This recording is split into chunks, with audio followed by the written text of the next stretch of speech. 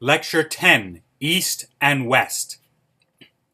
We have studied the Western Roman Empire up to and through its fall in 476 AD. We will now direct our attention to the Eastern Roman Empire, which lasted significantly longer than its western half.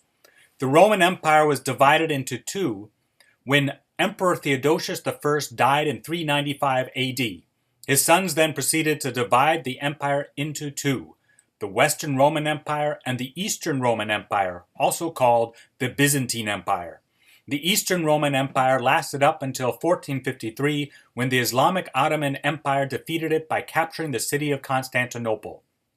In this lecture, you will be introduced to the Eastern Empire by studying a few key events. We will begin with the reign of the great Eastern Emperor Justinian, reigned from 527 to 565. This will be followed by a section on the East's repeated struggles with Iconoclasm, which coincided with Islam's rise during the 600s and 700s. We will then skip over to the 11th century to the East-West Schism of 1054. This division was exacerbated by the Sack of Constantinople in 1204 by Western Crusaders. Almost right up to the fall of the Eastern Roman Empire to the Ottoman Empire in 1453, repeated attempts were made to heal this division in Christianity. Unfortunately, none of these efforts had a lasting effect in the sense of healing the schism. We will conclude this lecture by presenting a few reasons for this continued painful division that has not allowed the Catholic Church, to borrow a phrase from Pope St. John Paul II, to fully breathe with both lungs. And I would like to quote from St. John Paul II's Ut Unum Sint, that they may be one. In this, and it's his encyclical written in 1995, Ut Unum Sint. In this perspective, an expression which I have frequently employed finds its deepest meaning. The Church must breathe with her two lungs. In the first millennium of the history of Christianity, this expression refers primarily to the relationship between Byzantium and Rome. From the time of the baptism of Rus, it comes to have an even wider application. Evangelization spread to a much vaster area, so that it now includes the entire Church. If we then consider that the salvific event which took place on the banks of the Dnieper goes back to a time when the Church in the East and the Church in the West were not divided, we understand clearly that the vision of the full communion to be sought is that of unity and legitimate diversity. Emperor Justinian. As just stated, after Emperor Theodosius I died in 395, his sons Arcadius and Honorius divided the Roman Empire in two. Honorius gained the western half, while Arcadius ruled the eastern half. The following century, in 476, the Western Empire disintegrated. The Eastern Empire, however, remained intact. In the 500s, the Eastern Emperor Justinian I aimed at reconquering the western half of the Roman Empire that had been divided up among various barbarian tribes. In 534, Justinian's general Belisarius successfully gained back North Africa from the banned Vandals. Belisarius also brought Italian lands, ruled by Franks and Arians, Ostrogoths, under Justinian's Catholic rule. Besides uniting his empire by relying on his military power, Justinian also established order throughout the empire by rewriting and standardizing law. The code of law that he had promulgated in 529 is called the Codex Justinianus. Under his direction, the legal opinions were also collected in an orderly manner. In 533, this jurisprudence, called the Pandex, was published. In Latin, it is called the Digestum, which translates in English to digest. The digest significantly shaped the Europeans' understanding of law. The following year, 534, the laws and the jurisprudence were put together and published. The text is currently known as the Corpus Juris Civilis, and in my transcript, I provide an excerpt from the digest. Justinian's empire building was cut short by the deadly plague of Justinian that wreaked havoc throughout his empire. Capitalizing on the weak state of the Roman Empire, the Lombards took over Italian lands only a few years after Justinian's death. During Justinian's time, The Hagia Sophia, situated in modern-day Istanbul, was the Cathedral of Constantinople. Currently, it is a museum. The Hagia Sophia Church was originally built by Constantine's son, Constantius II. Justinian had the church rebuilt after it was destroyed by fire. According to some historians, since the Hagia Sophia Church was such an admired building, first as a church and then as a mosque, now as a museum, Muslims used it as a model when constructing their mosques. Iconoclasm. During the time of Islamic expansion under the Umayyad Caliphate, lasted from 661 to 750, into Christian lands, including Spain during the 711-712 Battle of Guadalete, an anti-religious image movement, which historians currently call iconoclasm, began to form. Iconoclasm, which means in Greek image breaker, intensified during the reign of the Eastern Emperor Leo III, who reigned from 717 to 741. Some historians, including the Greek chronicler Theophanes, claims that Leo III was against graven images since he wanted to emulate the Islamic practice of forbidding graven images. According to Theophanes, Leo III's order of removing an image of Christ over an entrance to the Palace of Constantinople sparked a reaction that led to the murder of a few workers. Leo III responded by officially banning the veneration of religious images. Leo III's son, Constantine V, reigned from 741 to 775, upheld his father's iconoclastic policies. Constantine's fifth son, though, Leo IV, moderated the iconoclastic policies that he inherited. In part, his moderation was due to his wife, Empress Irene, who loved icons. When he died, Empress Irene took over as regent for their son, Emperor Constantine VI. In 787, Empress Irene called together the Second Council of Nicaea, which affirmed the goodness of icons. The council issued anathemas concerning holy images. For example, if anyone does not confess that Christ our God can be represented in his humanity, let him be anathema. If anyone does not accept representation in art of evangelical scenes, let him be anathema. If anyone does not salute such representations as standing for the Lord and his saints, let him be anathema. This clear ruling from the Second Council of Nicaea did not bring an end to iconoclasm. Under Emperor Leo V, who reigned from 813 to 820, icons were once again banned. The following Emperor, Michael II, continued supporting Leo V's iconoclasm. The East's major bouts with iconoclasm finally came to an end when the son of Michael II, Theophilos, reigned from 829 to 842, became emperor and married Theodora. Empress Theodora, like Empress Irene, loved icons. When her husband died in 842, she followed Empress Irene's example by restoring icon veneration. For this reason, among others, Theodora is considered a saint by Eastern Orthodox churches. The East-West Schism of 1054.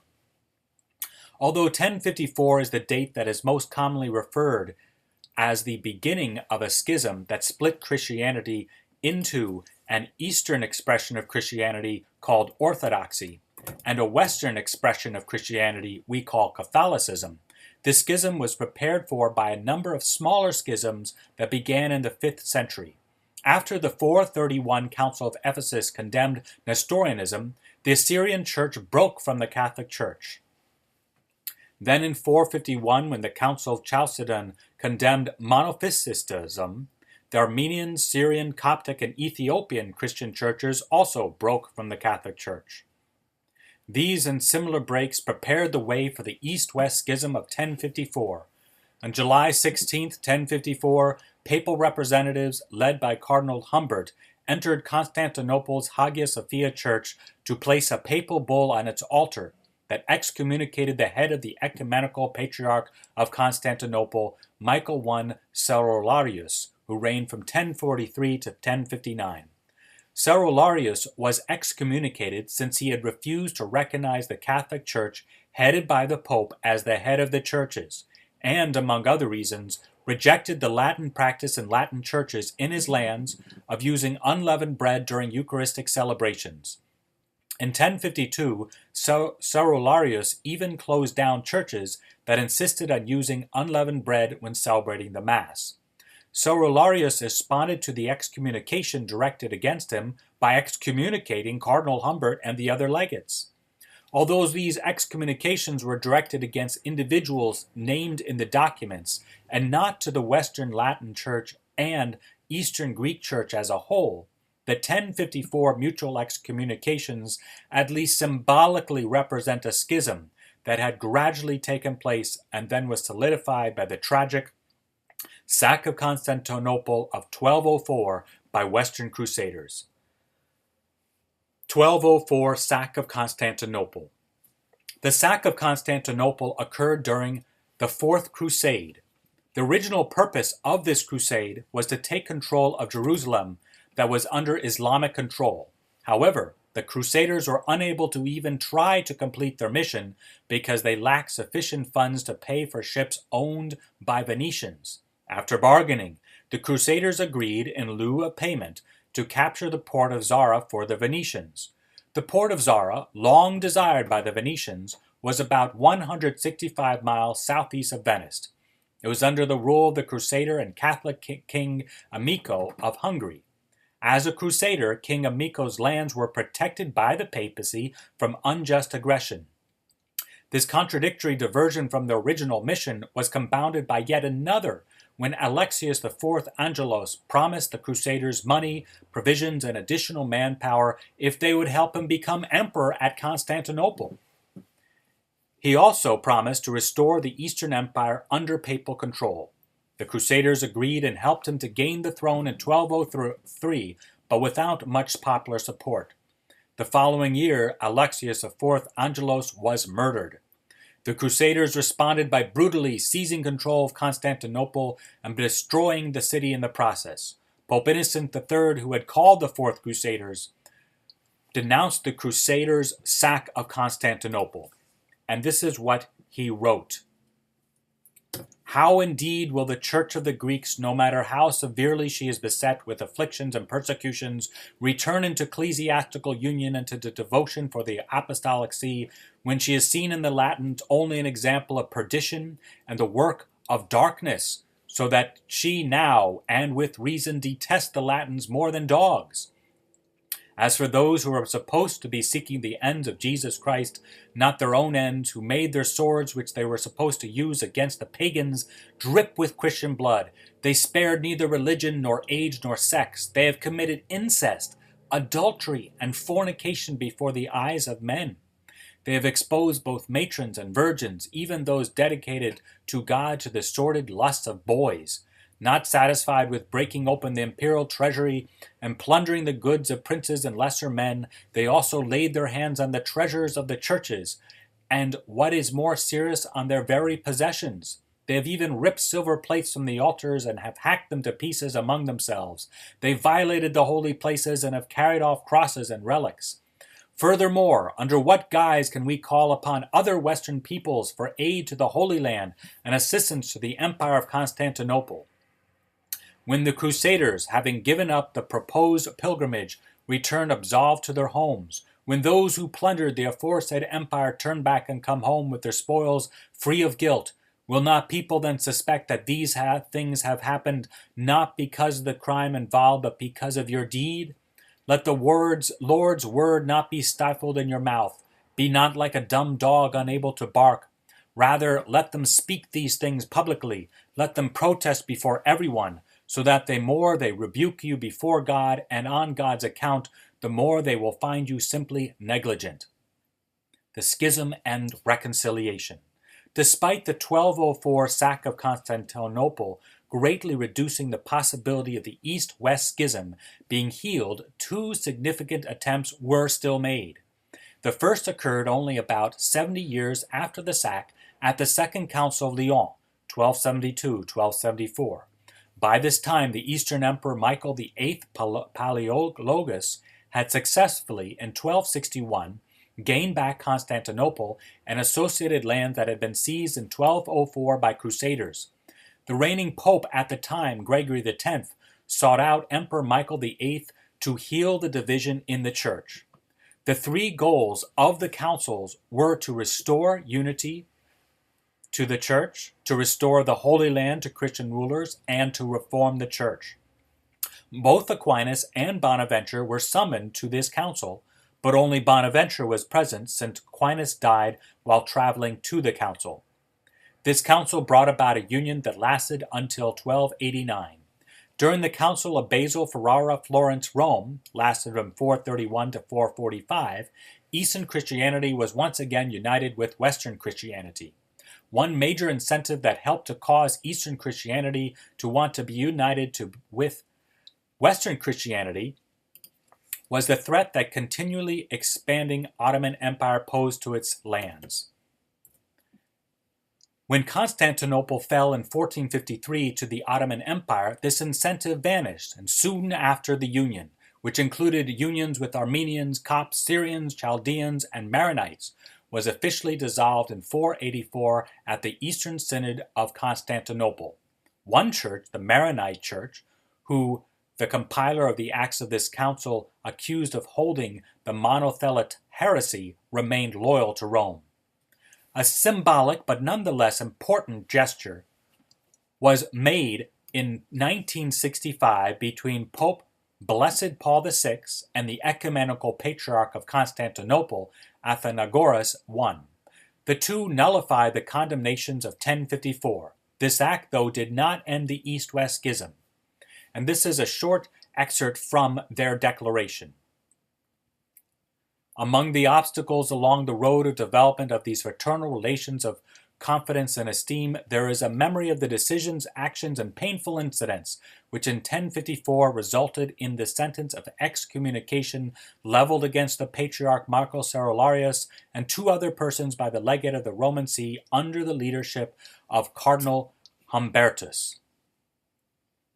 And then further down, Pope Paul VI and the Patriarch Athenagoras I, in common agreement, declare that,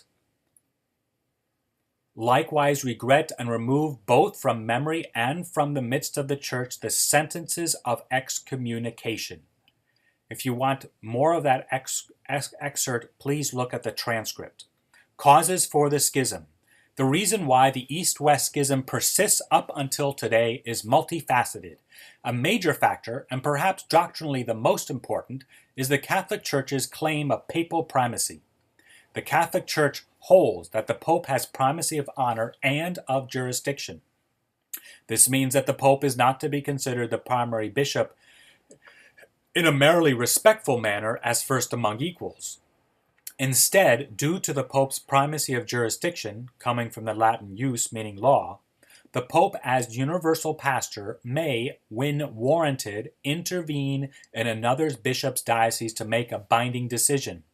Throughout his writings, Benedict XVI emphasizes that papal primacy of juridical power is based on the more important papal primacy evident within the context of the Eucharist, since Christ intends the Eucharist to unite us and not divide us. Two other issues which vary in importance according to the individual Orthodox or Church include the Catholic Church's use of unleavened bread when celebrating the Eucharist, and the decision by the Catholic Church to insert the Filioque clause into the Niceno-Constantinopolitan Creed. When this creed received its form in 381, Council of Constantinople, the clause that the Holy Spirit proceeds from the Father, that the phrase Filioque refers to was not present.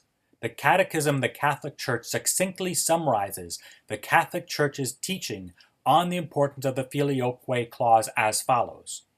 The affirmation of the Filioque does not appear in the creed confessed in 381 at Constantinople, but Pope St. Leo I, following an ancient Latin and Alexandrian tradition had already confessed it dogmatically in 447, even before Rome in 451 at the Council of Chalcedon came to recognize and receive the symbol of 381.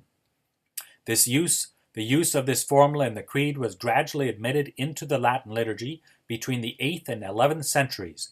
The introduction of the Filioque into the Niceno-Constantinopolitan Creed by the Latin liturgy constitutes, moreover, even today, a point of disagreement with the Orthodox churches. At the outset, the Eastern tradition expresses the Father's character as first origin of the Spirit. By confessing the Spirit as He who proceeds from the Father, it affirms that He comes from the Father through the Son. The Western tradition expresses first the consubstantial communion between the Father and the Son by saying that the Spirit proceeds from the Father and the Son, Filioque. It says this legitimately and with good reason, for the eternal order of the divine persons in their consubstantial communion implies that the Father, as the principle without principle, is the first origin of the Spirit, but also that as Father of the only Son, He is, with the Son, the single principle from which the Holy Spirit proceeds. This legitimate complementarity, provided it does not become rigid, does not affect the identity of faith and the reality of the same mystery confessed. End of quote. God bless.